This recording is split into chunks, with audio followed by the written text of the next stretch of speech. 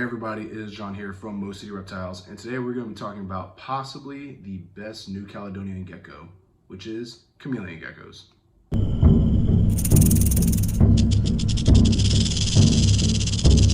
So before we start, my voice is like this because I am sick, but besides that, we're going to be talking about chameleon geckos and deciding if they are the best New Caledonian gecko that we have in captivity. So if you don't know what a New Caledonian gecko is, things like crested geckos, gargoyles, lychees, those are all New Cal geckos, and chameleon geckos are also a New Caledonian gecko. These guys could be counted as a dwarf gecko. I don't know if they are yet, but they only get about 3 inches, about the size of your finger, stay relatively small, but we're going to crack down and see if they could be the best New Cal that you can keep in captivity. So starting off with their handleability. Handling a not New Caledonia, but a chameleon gecko is fairly easy, to be honest. They're really chill, really slow moving. The biggest doubt of handling them is really just going to be their size. While crested geckos and gargoyles, they're usually pretty easy to handle. They're a lot bigger than a chameleon gecko is. So that's going to be the main contribute to it not being the best handleable gecko. One really cool thing about the chameleon geckos though is they won't voluntarily drop their tail like a chameleon or like a crested gecko would, but they can still lose it. So if their tail is ripped off by force, they can lose it, but they can grow it back. So that's a kind of a little bonus, I guess, because things like crested geckos won't grow their tail back. But apart from that, they're usually pretty chill on handling and could be good. I just wouldn't trust giving it to a kid or a toddler and saying go wild, because you might come back with a smush chameleon gecko. Second thing we're going to discuss is going to be their housing, so their tank size. We keep a pair in a 12, 12, 18. You can also keep a single chameleon gecko in that size, and that size works perfect. Again, they are small, they are tiny. Seriously about the size of your finger if they're laying flat. So a 12, 12, 18 gives them plenty of space. Now you're going to need to make it similar to a crested gecko enclosure, so more of an arboreal type of build of enclosure. These are arboreal geckos, so giving them plenty of plants, sticks, things to climb on, and giving them a lot of area to move around. They are nocturnal, but they are still very out during the day. In the wild, they really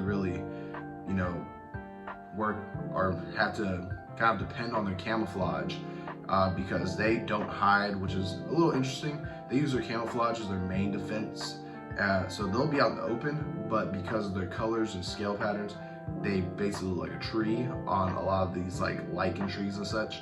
So they're also going to get a lot of UVB, or that's what they said to get. I'm not, some people have kept them without UVB, but I provide them UVB. Now for their heat, they are going to like it a little bit warmer than most New Cal geckos. So we give a little spot lamp basking of about 80 to 85. It kind of ranges depending on the season, but I usually try to stick between 80 and 82.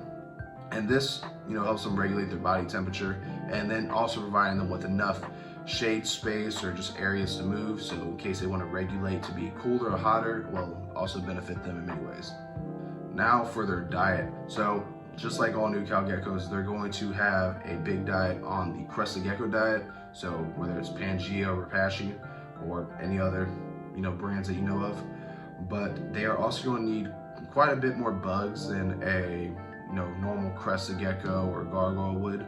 So we feed them bugs about 2-3 times a week, and we found that that's basically what they do need. They do need to have bugs and the crested gecko diet, while crested geckos can just really live off of the crested gecko diet. Chameleon geckos aren't the same.